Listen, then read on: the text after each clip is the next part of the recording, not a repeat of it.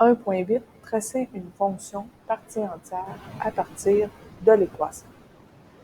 Donc, là, on est vraiment rendu dans la partie où, justement, on n'est plus dans l'exploration. Maintenant, il faut savoir comment faire pour aller faire un graphique, puis faire des bonnes étapes, puis être à l'aise.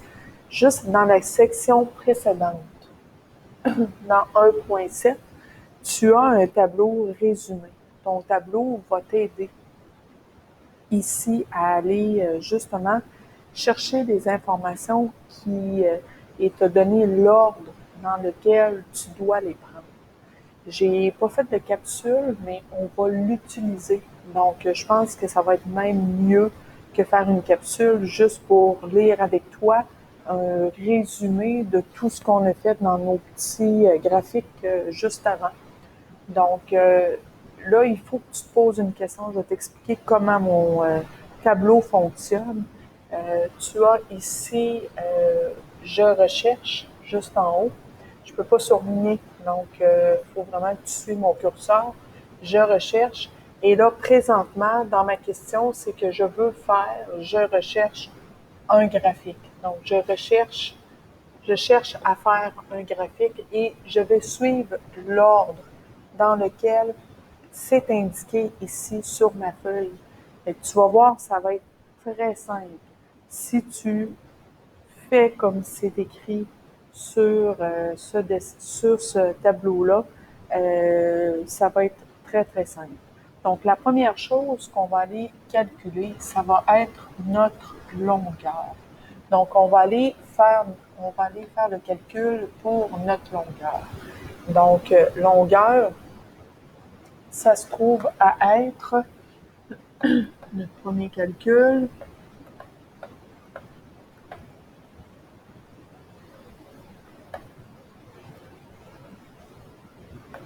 Pourquoi je veux trouver ma longueur?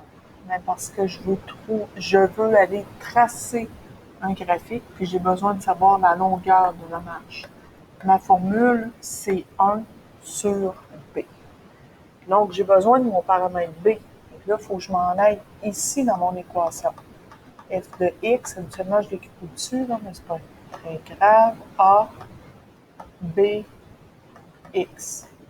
Je ne sais pas si ça t'embête, le x sur 1/5, mais c'est la même chose que si je t'avais écrit -3. Il faut que tu sois à l'aise à voir ça ici.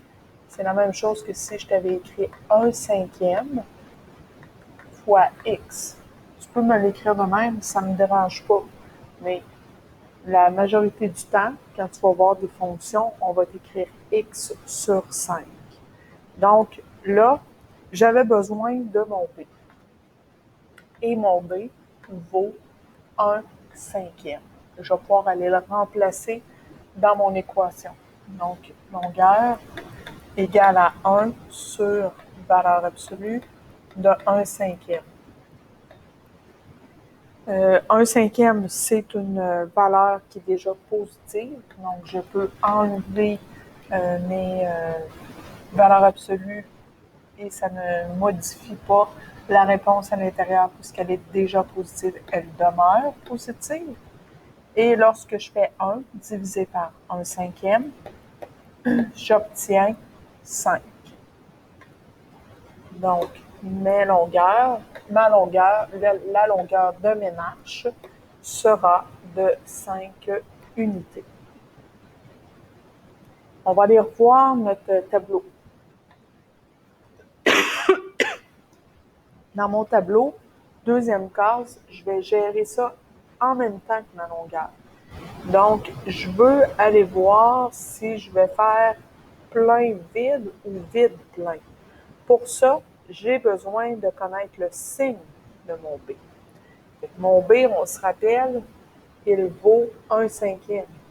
Donc, le signe de mon B, c'est plus grand que 0, alors ça va être plein vide. Donc, moi, je t'inviterais à m'écrire ça juste ici. Je m'excuse, j'ai comme quelque chose de pris dans la gorge. Donc, je t'inviterai à m'écrire ça ici, juste à côté. Sans faire de collab de même, on peut se faire juste une petite barre et dire ça va être plein vide car B est plus grand que 0. Et je la veux, cette raison-là. Parce que dans le fond, tu es en train de me justifier, tu es en train de m'informer que tu comprends qu'est-ce qui se passe. OK? Donc, et comme on se disait dans la vidéo précédente, ces deux informations-là sont indissociables. Elles vont ensemble. Pour être capable de tracer une longueur, j'ai besoin de savoir mes points pleins et mes points vides. Ils sont dans quel sens, de quel côté. Fait que là, je m'en viens après, dans ma colonne toujours graphique. J'ai fait mes deux premières cases, je m'en vais dans ma troisième. Ils me disent hauteur, ben, tu vas être capable de la trouver en faisant la valeur absolue de A. Je vais aller faire ça. Je vais aller calculer ma hauteur. 2.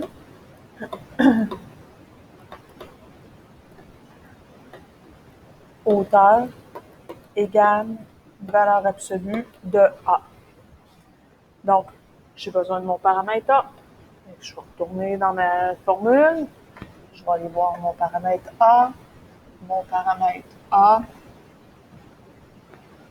est ici en avant de ma fonction et il vaut moins 3. Donc, je remplace mon A par moins 3 et la valeur absolue de moins 3, ça se trouve, quand j'enlève mes valeurs absolues, ce qui reste, ça va être un nombre positif puisqu'il est négatif. Il devient 3. Pourquoi ça devient positif? Parce qu'une longueur et une longueur, c'est une longueur et une hauteur, je pense que j'ai dit deux fois la même chose, ça se trouve être toujours des mesures positives. Par contre, les paramètres, eux autres, peuvent être positifs, mais ils peuvent être aussi négatifs. Là, on va avoir encore ici une petite conclusion à tirer. On va y voir notre tableau. Je m'en viens dans mon tableau et je regarde. Je fais mon oups, c'est pas ça que je voulais faire.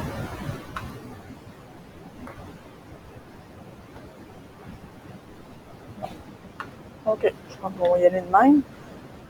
Je vais juste. Je vais un petit peu. Je vais autrement. OK. Donc, si là, j'ai fait ça ici, là, ce qui me reste à déterminer, c'est ma fonction, est-ce qu'elle est croissante ou elle est décroissante. Pour qu'elle soit croissante, il faut que le A et le B soient de même signe. Si elle est décroissante, il faut que le A et le B soient de signe contraire. Donc, on va aller voir qu'est-ce qu'il y en est pour vous. Donc, ici à droite, ce que je vais aller faire, c'est que je vais aller marquer mon A. Je vais marquer puisque A, le A, il valait moins 3, puisque A est plus petit que 0, et que B, il valait combien? B valait 1 cinquième, OK? Et que B est plus grand que 0 parce qu'il vaut 1 cinquième. Alors, signe contraire.